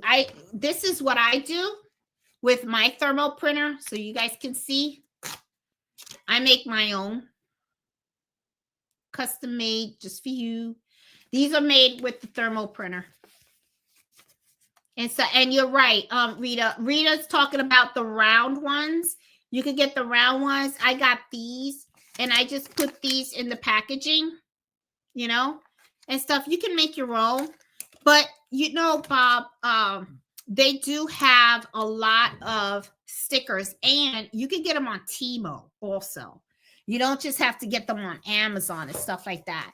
And I'm going to be honest with you, they're very inexpensive. They're not expensive at all.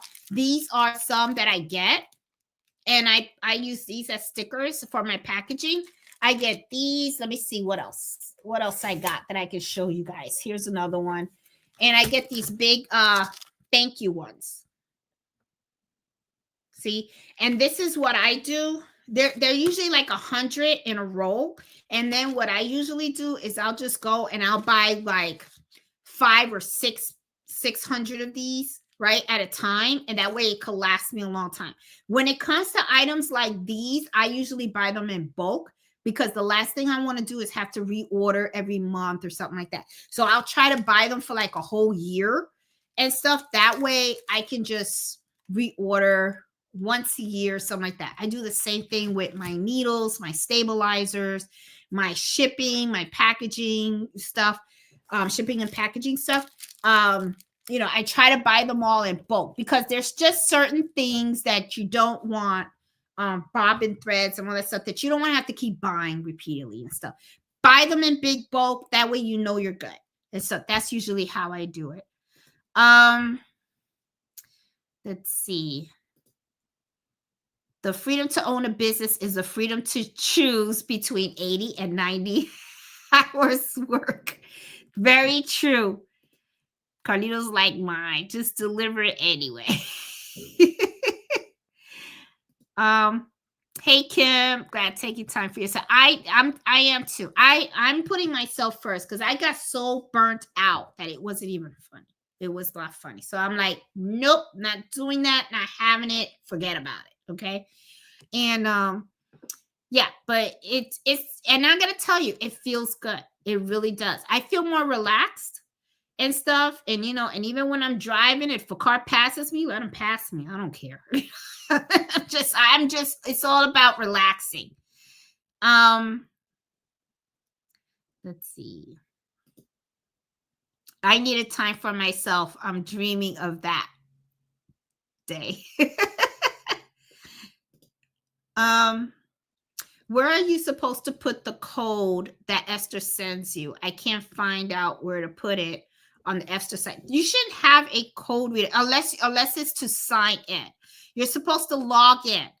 There's a link to it. If you have problems, just send me a message through Facebook, and I'll try to help you out with that. Okay, Rita? Maybe I could send you like an invite. I know Miss Shirley reached out. She's having problems, so I gotta see how I can get her in there too. But let me write down your name as long, and with hers as well. Let me put this here, and then make sure I gotta reach out to both of you guys, Shirley and Rita,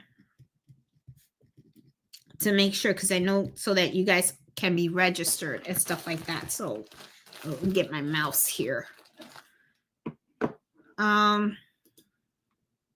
Hey Becky, how you doing?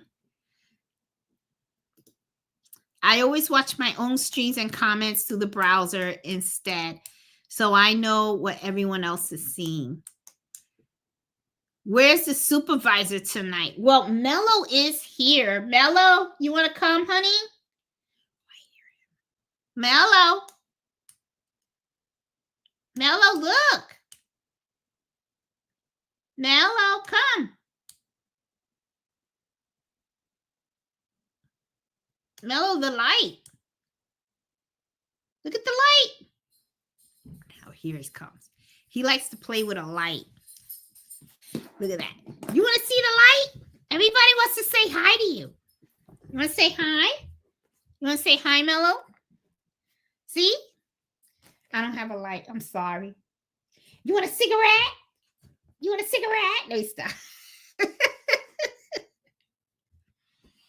I got a little bit of bad news about Mello and stuff. His liver numbers were a little off. A little off. Oh my God. So they gave him some supplements and stuff. So he's on supplements, and then in 2 months you're going to get another blood test, right? Because nope, there's nothing going to be wrong with my baby, because he's going to live till he is 100, Right, boo-boo? You're going to be 100 years old?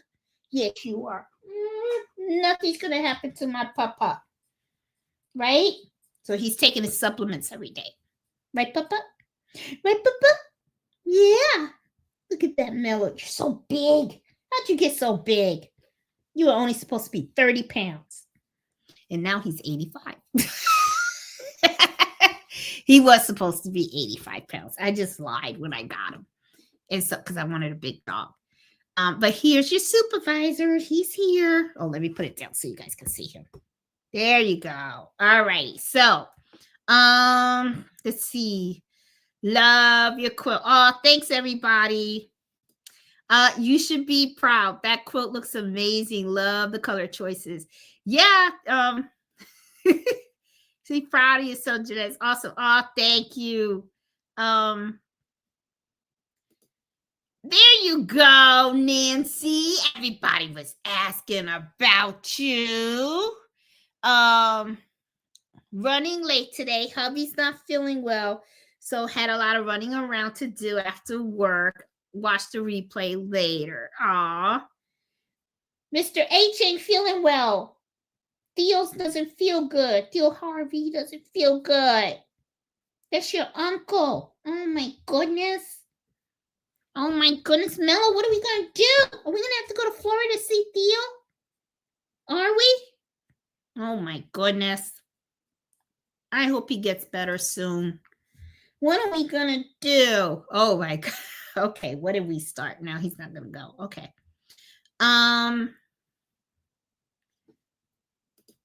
Yeah, under the weather.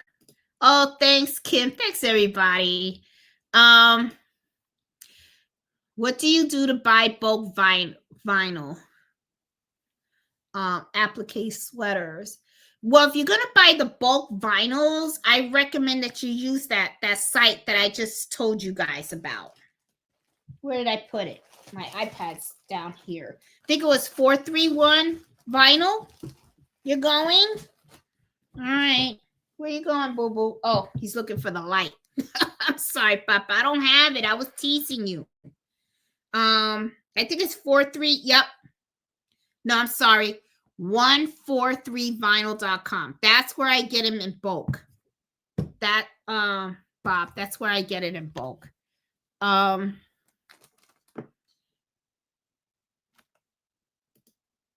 Unable to move. He'll get better.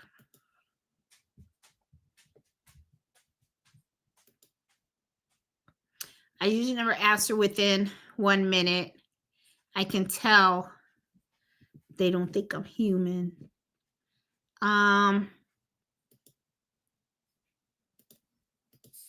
Hey, sis, once I get settled. No problem, Nancy.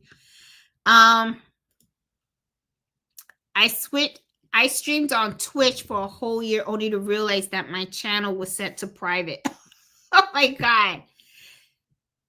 That's funny. Hey Joyce, how you doing? Oh. She was live and no one could hear her and did not answer the phone for Nancy. We laughed so hard. Oh, I remember that. You guys still remember that time. All right, for those of you that are new, let me tell you what happened, okay? You guys talking about that time. No, it was Miss Banks, okay? Miss Banks is one of the subscribers, and it was so funny. I don't know what happened. I think my mic was on mute or something like that.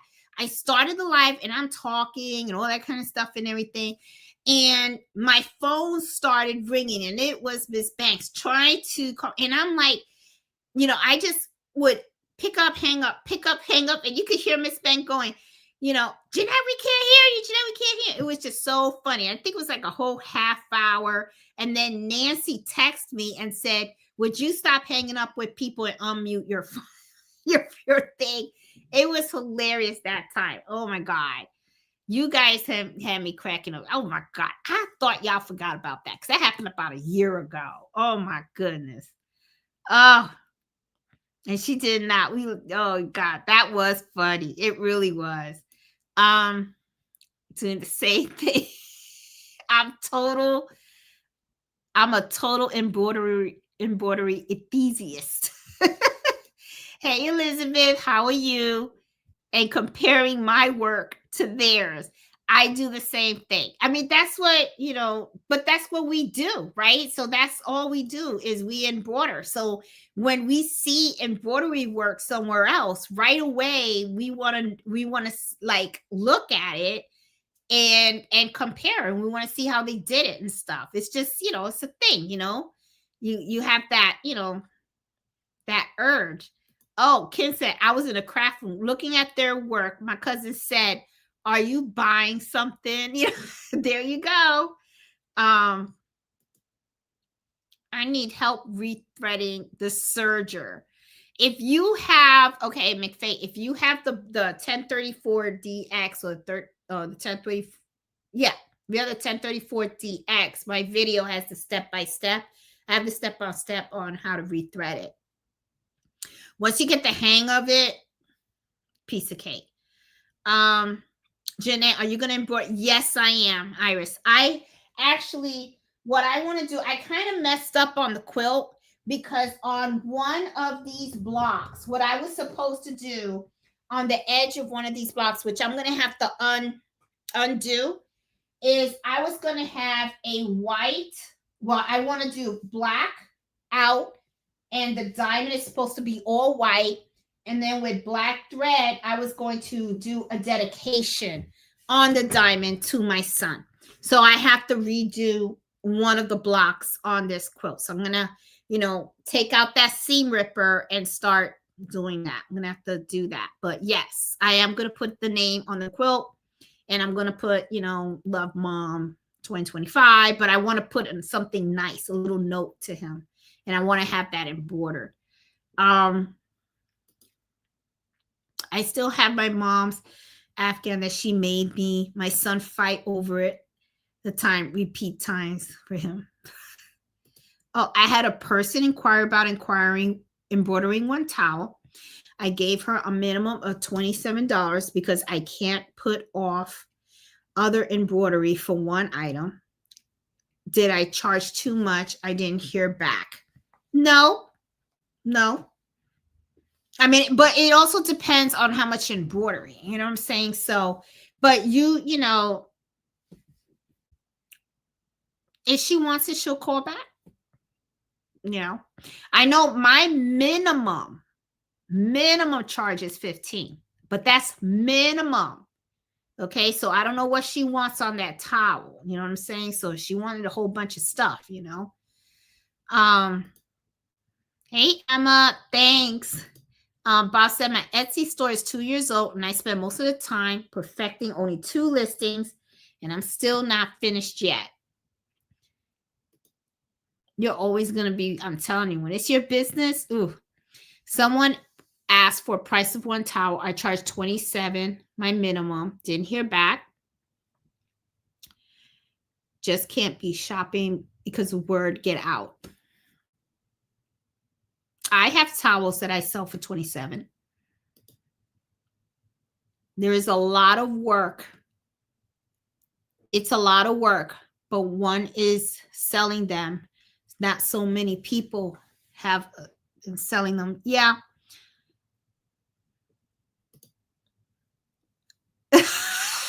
Wow, Jeanette, I was going to be a millionaire next year. Not. If you didn't wash your fabric before you put it together, be sure to use color catchers in the watch. Okay, yep, I heard about that. If you don't want to get black dye bleed over the white after all that work you did. Thank you. I'm definitely going to do that. Yes, I will do that. Hey, Debbie. Yes, if you like it, please. I bought USB hubs for all my embroideries. Stay plugged all the time. Easy to send files that way. I still use my USB drives. Still do.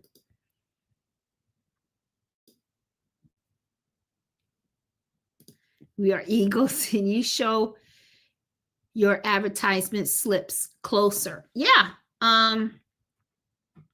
Here you go. This is This is one of the cards. There you go. And you know what I use, guys? I created this on Vistaprint. That's what I did. I did it on Vistaprint. And then in the back, I just put a little story about myself, about the channel and what I do. That's all I did. Just simple. You know, and then I also add care instructions. Don't forget to tell people how to care for their embroidery, because a lot of times people that ask for embroidery don't know how to care for it. Okay, so love your labels. Oh, thanks. Who's Liana? I never heard of her. Oh, she has Anna Marie, she has a YouTube channel called Embro Print Now. Okay, it's EMBRO Print Now. That's her channel. She owns an embroidery business. She's been doing embroidery for like 25 years. She has contracts with NBC, NFL. I mean, she does a whole bunch of stuff. She does a lot of embroidery and stuff. She uses happy machines and stuff. Mello and Carlito delivering. I was asking how you use bulk vinyl because I've never seen you work with vinyl. I don't. I used to use vinyl sometimes when I was doing applique, Bob, but I don't do too much applique. I've been working a lot more with business owners on their embroidery. So, you know, but, you know, somebody was asking about the vinyl. So I was just saying if they want it in bulk, you know, I do have a lot of vinyl though, but it's just the small ones. I don't buy the big bulk ones and stuff. When I was first doing Cricut, I used to buy them in bulk, but I don't do it in bulk anymore. Already signed up for the gift exchange. Sent me a code, said, I can't figure out where. Okay, I'll help you out with that, Rita. Received the letter too.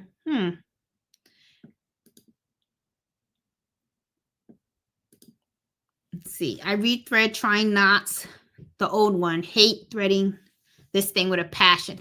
A lot of people do. A lot of people do. Oh, she's having trouble with her serger. Oh my God. Hey, Marsha, how you doing?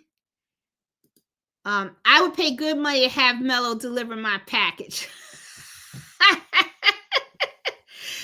Oh my goodness. Somebody put time to up the minimum to $20. Yeah, everything's going up. I tell you, everything's going up, guys. But the check, I tell you. So, guys, I'm going to call it the night because tomorrow I'm going to get up early in the morning and I'm going to hit the gym. And then after the gym, that I'm going to finish this quilt. I'm hoping to finish it tomorrow. I don't think I'm going to be able to do all the quilting and all that kind of stuff, but I want to finish sewing all of the squares tomorrow and stuff. So, guys, hope you like the information that I shared with you guys today. If you did, please give me a thumbs up. If you're new to my channel, please consider subscribing, and I will talk to you guys next Friday. Okay, so you guys have a good week. And like I said, the registration to the gift exchange is open. So please register. If you have any problems and stuff, please post it on Facebook, reach out to me, and I will get with you so I can help you out. So I will talk to you guys later. Have a great weekend. Enjoy. Have a good one. Bye.